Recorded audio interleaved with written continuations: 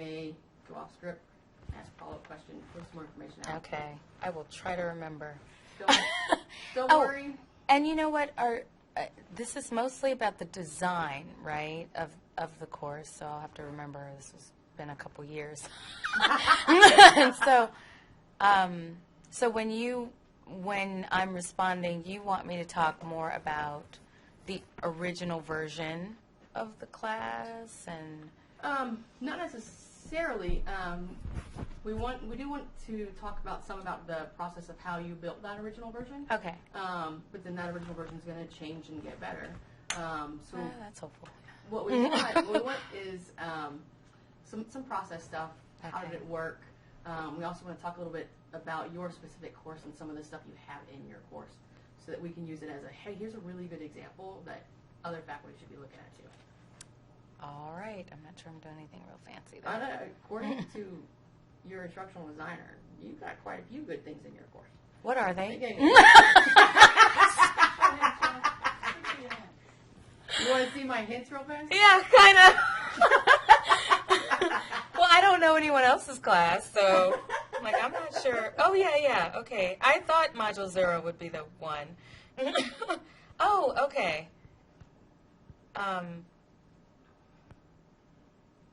Absolutely. Okay. That's the stuff that I thought would be good, but I wasn't sure what anyone else was doing, so, Not a problem. We'll talk about I know. I thought maybe I should look on my class this morning. Kind of did, but they're in a different module, so. Do you guys have any lotion? Do I look dry? Am I shiny or dry? No? I actually do.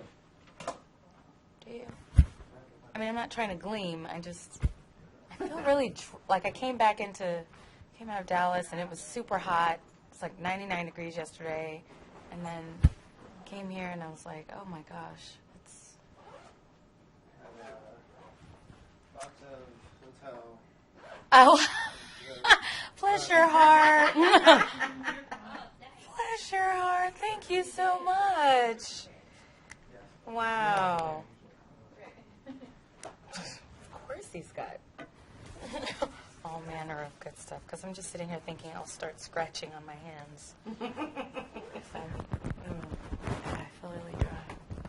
All right.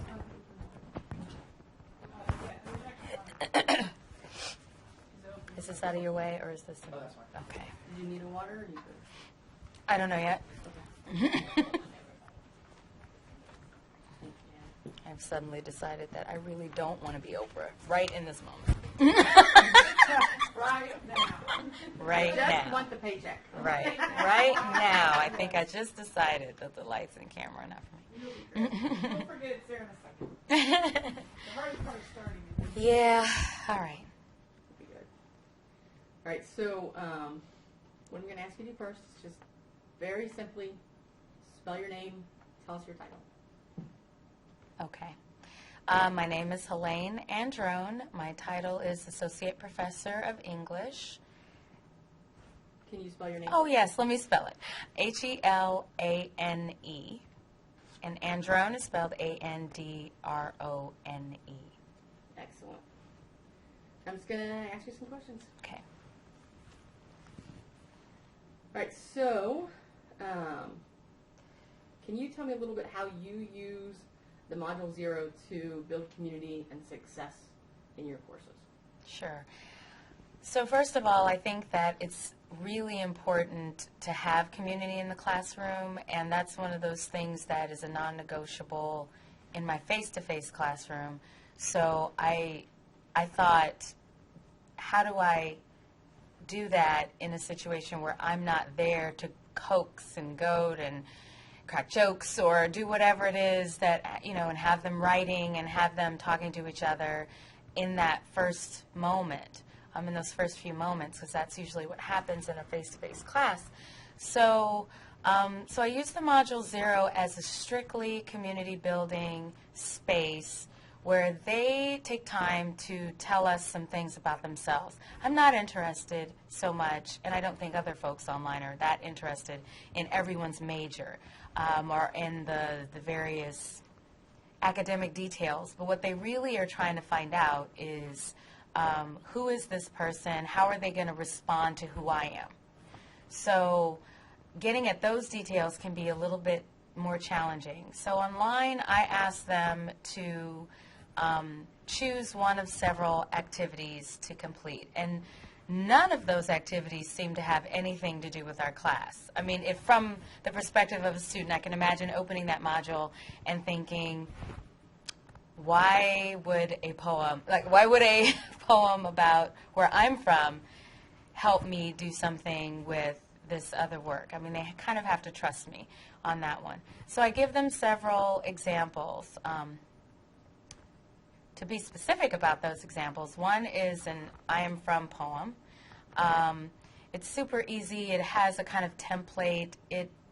It is a way for students to kind of fill in details about where they're from that have nothing to do with specific, like I'm from Kansas or I'm from whatever. Those things don't turn up. I show them a model of the poem, the original poem. It's pretty famous. It's by George L. Lyon, and it's become a kind of genre in and of itself. And so I show them her poem, and they can see how it operates. And I talk to them about, in the module, about how this tells us so much without saying, I'm from this part of the South, or I'm from, this sort of family, and we believe in these things. And rather, she says things like, I'm from Clorox and tetrahydrochloride, and, this sort of thing. And so they get a sense that through those details they can figure out so much about who she is and what it was like to be her growing up. So they might choose to construct a poem like that. And it's very sort of laid out template. Anyone can do it. That's one of the choices. Another choice is the Before I Die. It sounds something like it is, but before they actually write that kind of bucket listy thing, I upload a TED Talk by Candy Chang, and it is called Before I Die. And she talks about going into Louisiana post-Katrina, into some really damaged neighborhoods that were like home to her, and putting that sort of black chalkboard paint on the side of a building and writing "Before I die," ... and asking the community to respond.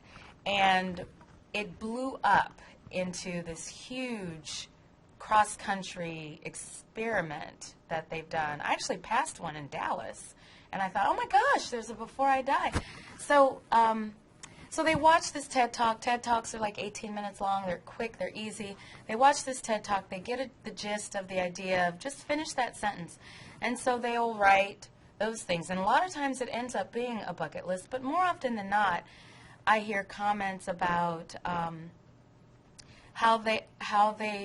students would like their children to grow up, how they would like their academic experience to be, how they want their family to be, their futures. They talk about a myriad of things. So, again, I get information that I wouldn't have gotten with tell everyone your major and why you're in that major. There's another one that there's a third choice. The third choice has to do with just, it's kind of a joke maybe. I could say it's a joke. I play on them. But you know that song, My Favorite Things? These are a few of my favorite things. Okay, that's annoying, right? But I love to have them watch that. But alongside of watching a little clip of that, I also put a jazz version of it. The Supremes have a jazz version of it. So they can choose which one they want to see. And so I just asked them, okay, the other thing you could do is you could write down a few of your favorite things. And you could create a visual to go with that. Now, or musical thing, whatever they want to do with that. Now, they only have to choose one of those activities. More often than not, something blends into another. They have to provide a visual, no matter which one they choose.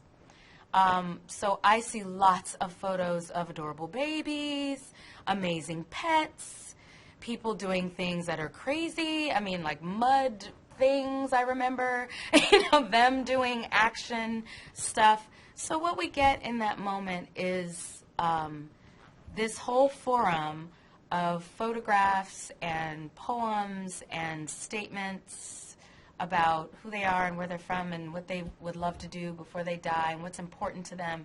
And it all happens kind of instantaneously in that module.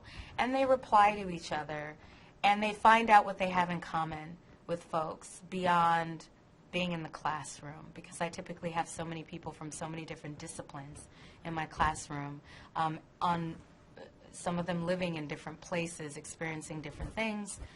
And so it helps a great deal to feel like, oh, she's got 5 cats. I've got 7 dogs and a horse. This is awesome. You know what I mean? Whatever. And they start connecting. And what I find is they also end up as what the same thing that happens in most classrooms. They tend to respond to similar folks because they feel like they kind of know who those folks are. And so they're inclined to say, I have similar values as this person, or I'm challenged by this person, I want to talk more to this person. But they don't get it from just the direct, so what do you like to do kind of thing. So that's their first entry into my class. And there are other activities that happen, but those are the kinds of get to know you online things that happen. Excuse me. I was really trying not to do that while you were talking and mess it all I'm up. so sorry. No. I told you. All right, so building that community in the beginning, right there at Module 0. Yes. How does that affect the rest of your course? So once you build a kind of community where they feel like they understand at least who's in the class, they don't have face-to-face interaction typically, not as a large group, so it's important that they feel like I know who I'm talking to in this forum, but I also kind of have a sense of who's watching me, because it's weird, to have this requirement that you're reading each other's writing and thoughts about other people's writing, and you're required to respond to that writing, but you're not sure what to say, how to say it.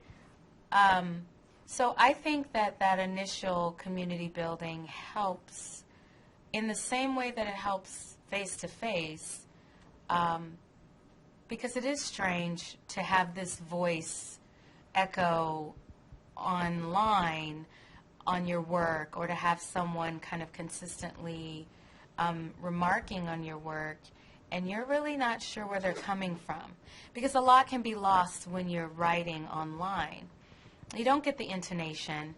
You don't get whatever someone's quirky sense of humor might be. I was talking to a student just the other day who was thinking about this with me because we were doing a Google chat, and most of that conversation was about Game of Thrones, but just on the Google chat part, where we were really talking about the classroom, she remarked on the fact that, sometimes what she says or what she types might get misconstrued because she's got this weird sense of humor that doesn't always play out as well online. And so she was kind of grateful to feel as though she knew more about the students in the class, that she could visualize who they were beyond their the little icon or photo that comes up when they are online.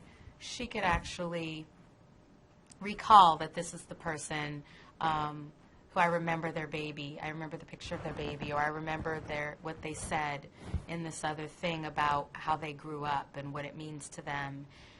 Just knowing what's important to someone can help you navigate how to respond to them, especially when you lose so much over online communication. So I think that it helps all along the way.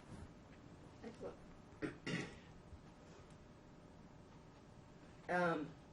You use different roles in your discussion boards? Yes. Can you tell us a little bit about the roles you use why you use them, what effect it has on the course? Yeah, so typically in my face-to-face classroom, it's a discussion-based situation. We're talking about text. So one of the biggest issues that most students have with group work is that someone's carrying most of the burden, someone else is slacking off of it, etc. I figured the same kinds of issues will happen online. And I've tried a couple of different versions of this, but when we use roles, I find that it gives students a place to start, and it also allows them to not miss someone who isn't showing up in the way that they should be. The information, in other words, is distinct for each person. So, and this is something that I basically pulled from eons ago, work that happens in K through 12 classrooms, where they're called literature circles, and I just adapted them to my face-to-face classroom, and then I adapted those to an online situation.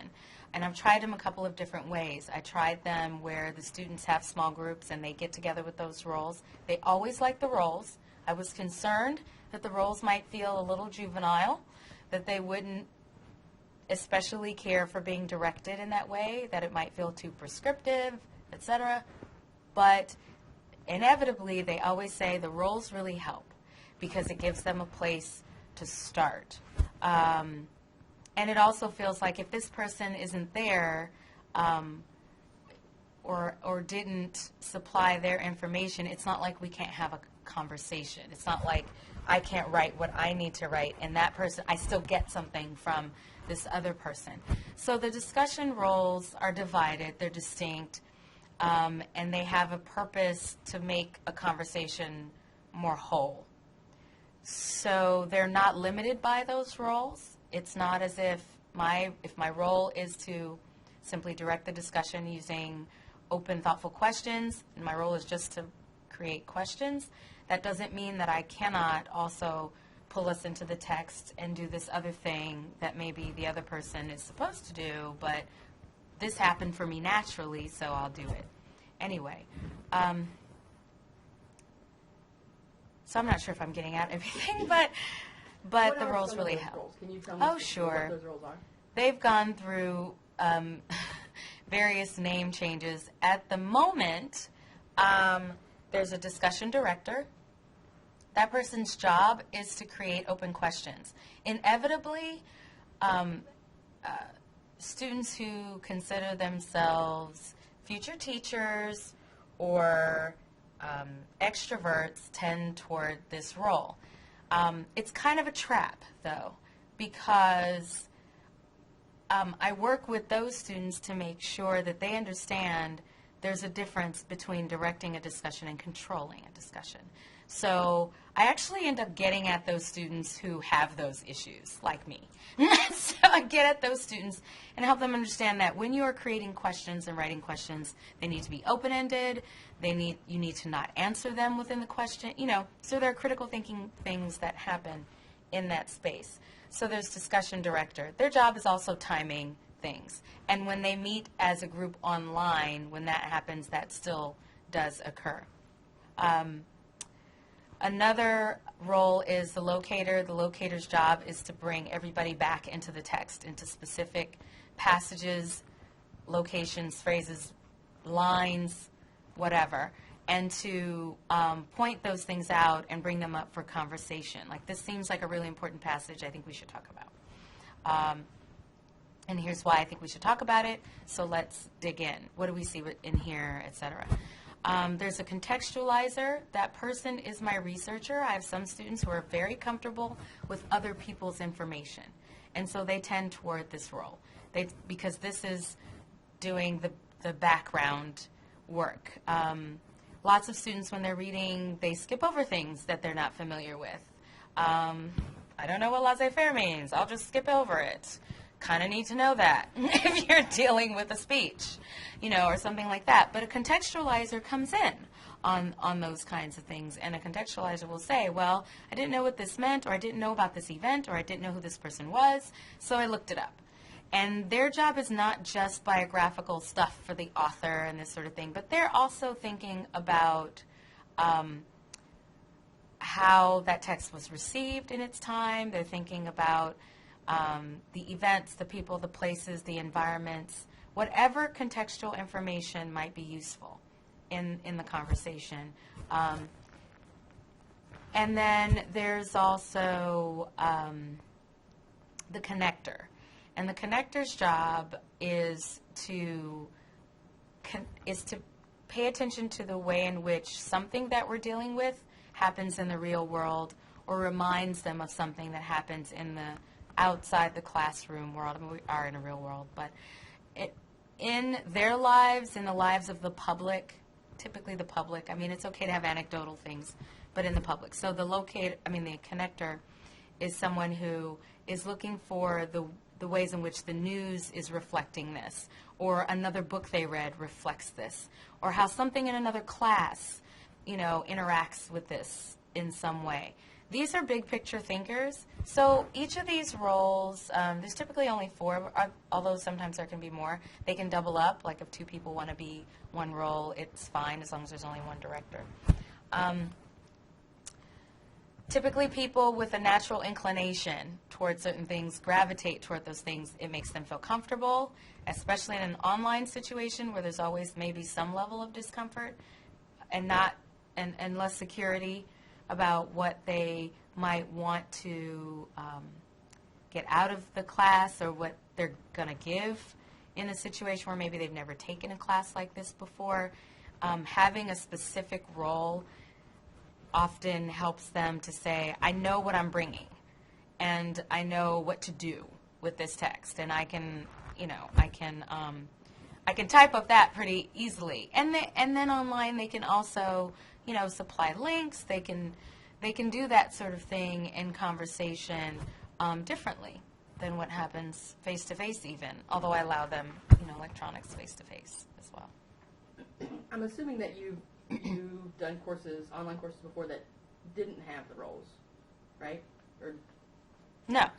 You've always used the roles? Always. Oh, throw my question out there. Start all over again. Sorry.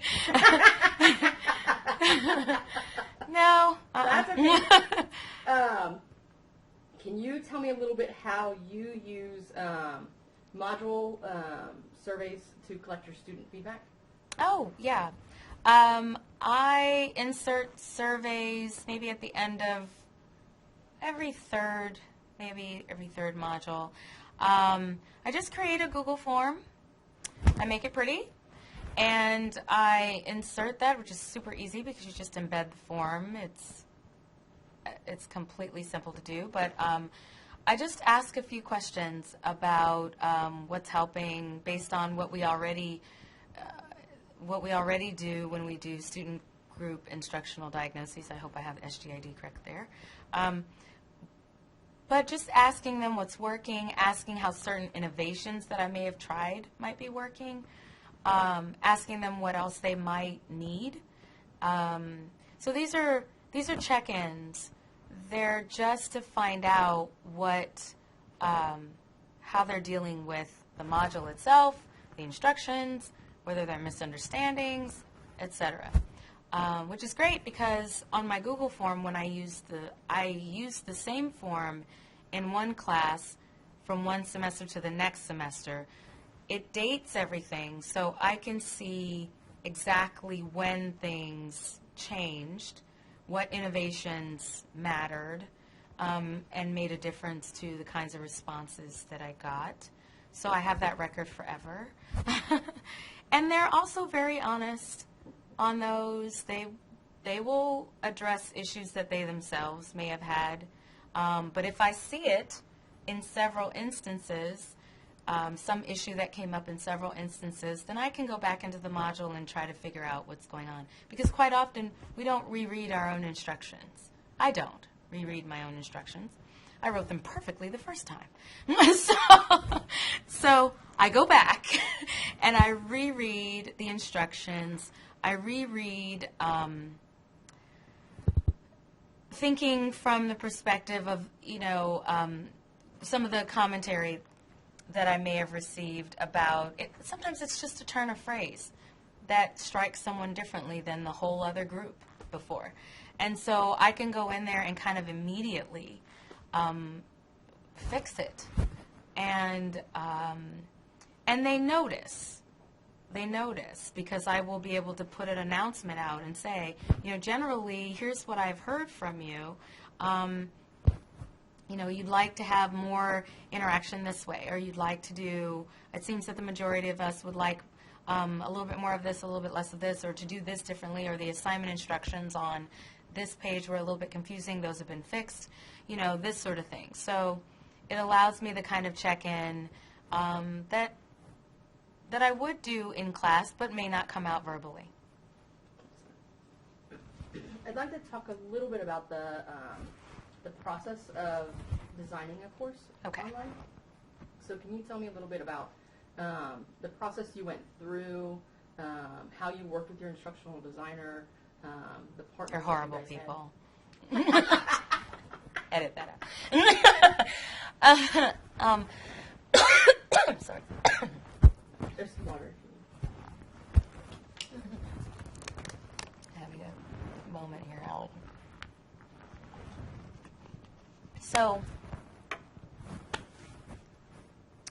So the process of constructing the class, let me say first that I came in skeptical. But skepticism doesn't prevent me from doing something. It just makes me curious about what it would take.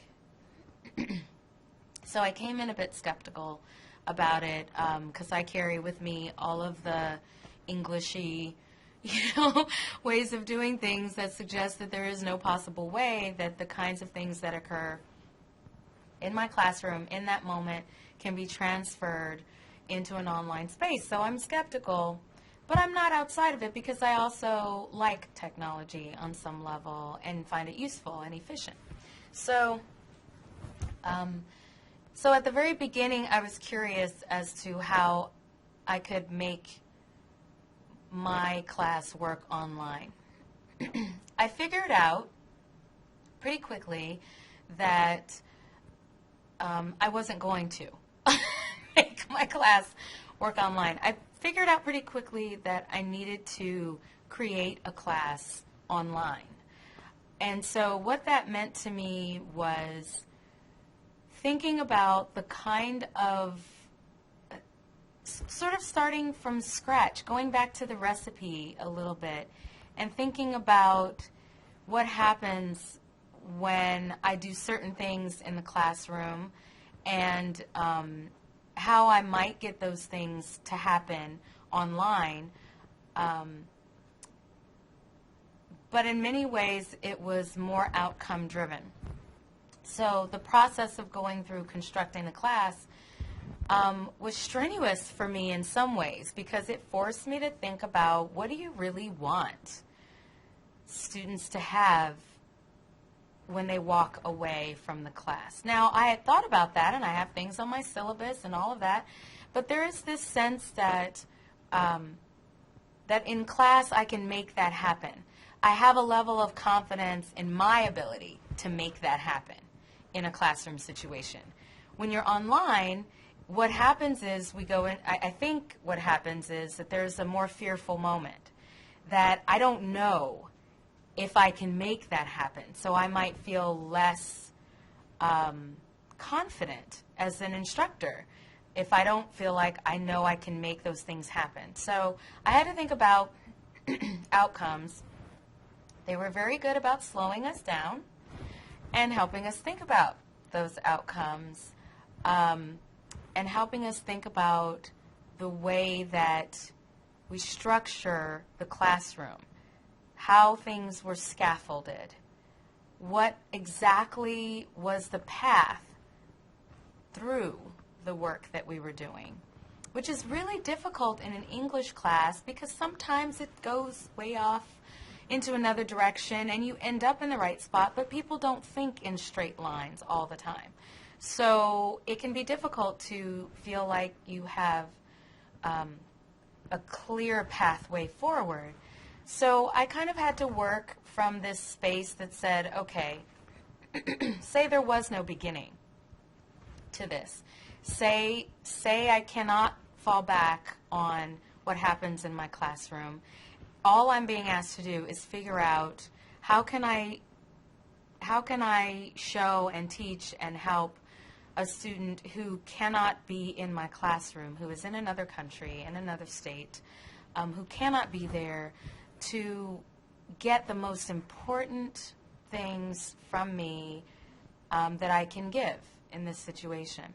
And so that forced me to kind of crumble up my thinking about translation. I have studied language enough to know that some things just do not translate. And you lose something in translation. But when you're learning a language and you stop trying to translate, other things actually happen more naturally. So I stopped that part, and I stopped trying to make that thing fit into this thing, as opposed to, it's sort of like when I learned Spanish, it's sort of like stop thinking in English and start thinking in Spanish. Because if you think in English, there's going to be an extra step. There's going to be this other extra step and then another extra step, because then you're trying to capture the feeling. And you cannot capture the feeling directly going through all of these, sort of modes and steps. So I had to stop thinking in English quite literally.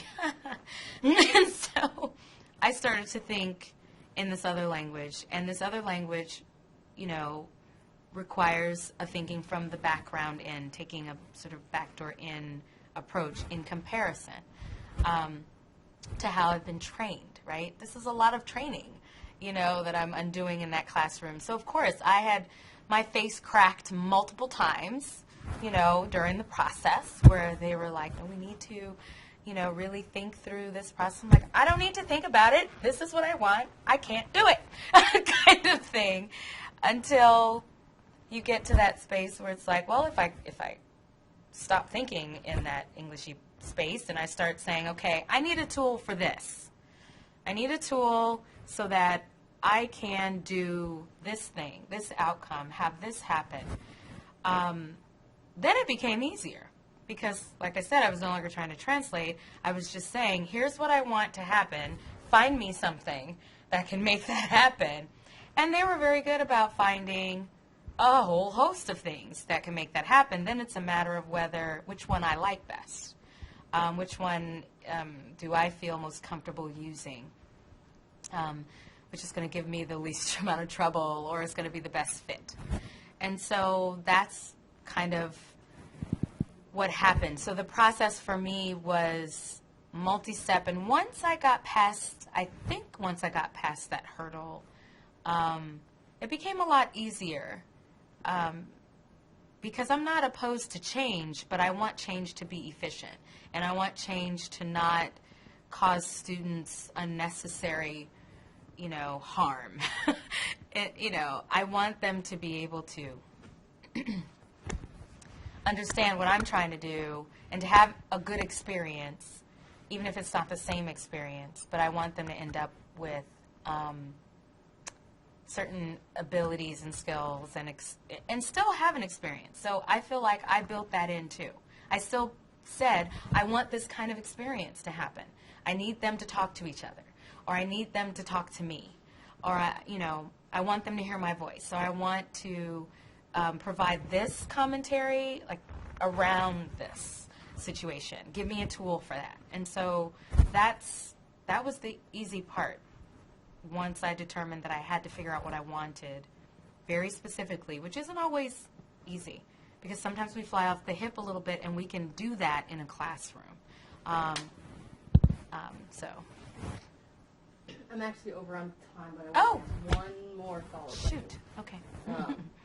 When you're talking about specific, can you give me a specific example of you saying, this is what I want to do, and your instructional designer helping you figure out how to do that? Can you give me a specific example of you? So, let's see. when I said I wanted to build community, it was about trying to figure out exercises that would work. I had the exercises, but how to get them to interact with those. I wasn't unfamiliar with forums, but having multiple ways of doing that, learning about Google Hangouts, how that would work. I would ask students to do Google Hangouts in small groups. I would enter into those small groups so they would let me know when they were going to meet. That was helpful. I could jump in sometimes and visit those groups while they were happening. They would also record their groups, and I could watch on occasion. Screencasting, where I could just put a little bit of a comment at the beginning of a module to say something about, just to filter a little bit so they can hear my voice. I absolutely require a chat with me, a Google chat of some sort, because I want to hear their voices. I want to see their backgrounds. I see cats and dogs and babies and people and all this sort of thing. I want to know what's going on for them. That's helpful to me, to humanize them. It's not only about them humanizing me. I want to know who I'm talking to as well. And that's helpful because some of the students have said, I've never experienced that. This one-on-one. So many of students face-to-face don't come to office hours. I have required office hours on my classroom because I can, because they check in with me, and then we get to talk about whatever, and so it's more one-on-one kind of teaching. And like I said, there are times when that becomes a space that is invaluable. It's an invaluable space. I get to talk to them. We get to talk hobbies. We get to talk about real things in their lives. And then it makes them more comfortable when they email me because they hear my tone. They hear my responses, and they can kind of pair that up a little bit better with the electronic me. Okay.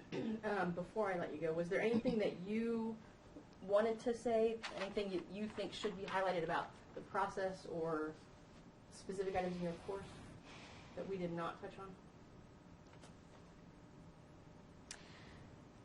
I think it's important to understand that the electronic, the online classroom can complement the face-to-face.